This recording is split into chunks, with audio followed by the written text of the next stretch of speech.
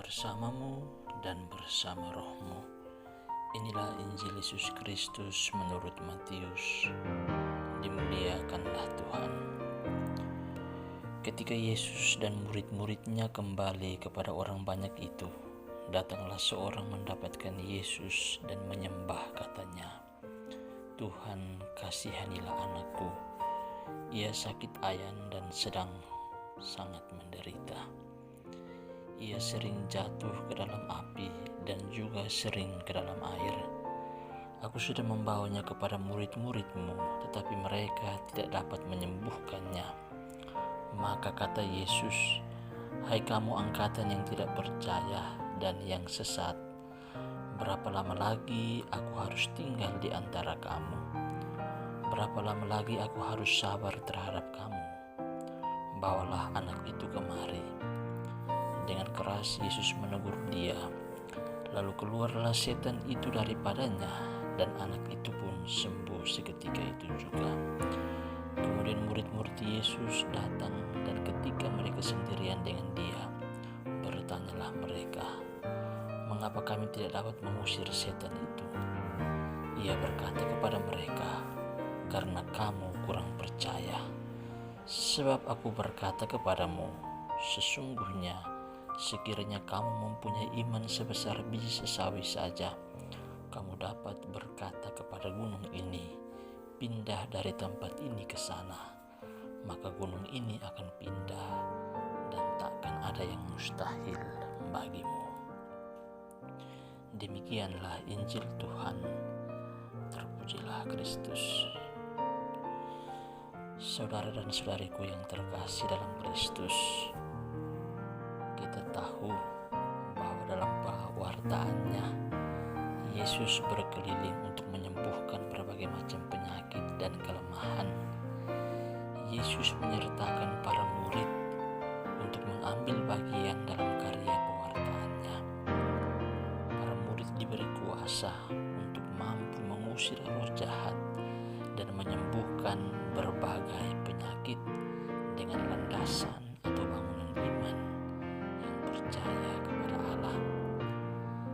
Lantas, apakah para murid sanggup untuk menjalankan misi penyelamatan itu? Atau apakah para murid melibatkan Tuhan dalam karya kerasulan yang telah Tuhan Yesus letakkan bagi mereka?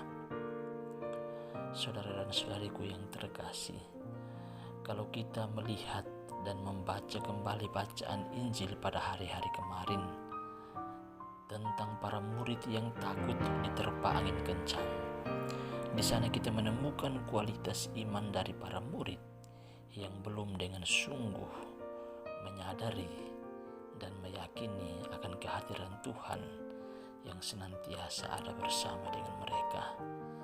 Iman para murid masih dipenuhi dengan kesangsian dan ditutupi dengan ketakutan yang besar.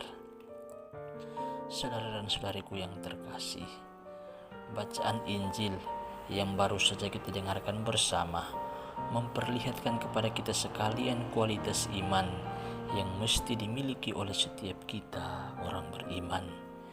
Yesus memberikan pengajaran iman bagi kita sekalian, dan hal ini tentu dilatar belakangi oleh tindakan para murid yang gagal mengusir roh jahat dalam diri seorang anak yang terkena penyakit ayan. Ada dua indikasi yang barangkali mengakibatkan para murid gagal. Yang pertama adalah kurang percaya, dan yang kedua adalah tidak melibatkan Allah dalam tugas dan karya mereka. Semua ini hanya akan mungkin diatasi apabila iman mereka kokoh dan melibatkan Tuhan dalam setiap pekerjaan mereka. Terhadap tindakan yang dialami oleh para murid ini, Yesus memberikan pengajaran perihal iman, bahwa kendati kita memiliki iman seperti biji sesawi, maka kita mampu memindahkan gunung. Ini berarti hal-hal besar dan ajaib akan kita lakukan apabila kita memiliki iman yang besar kepada Tuhan. Yesus sekali menampilkan biji sesawi untuk menunjukkan kekuatan dari iman itu. bukan karena kekuatan fisik untuk mengalahkan hal-hal yang besar, tetapi dengan kekuatan iman, hal-hal yang mustahil untuk dilakukan pasti bisa teratasi. Saudara-saudariku yang terkasih, iman itu bertumbuh karena kepercayaan yang kokoh dan senantiasa bersandar pada kekuatan Allah yang berkarya. Iman akan terus bertumbuh apabila kita secara berkanjang berdoa kepada Tuhan dan melakukan setiap kehendak-Nya. Yesus pun menunjukkan kepada kita sekalian kekuatan dan kedaulatan Allah yang melampaui segala sesuatu, termasuk kekuatan jahat sekalipun. Setan-setan tunduk dan takluk di bawah kedaulatan Allah. Nampak jelas ketika Yesus menyembuhkan anak yang sakit ayan. Hal ini hanya terjadi oleh karena iman yang besar.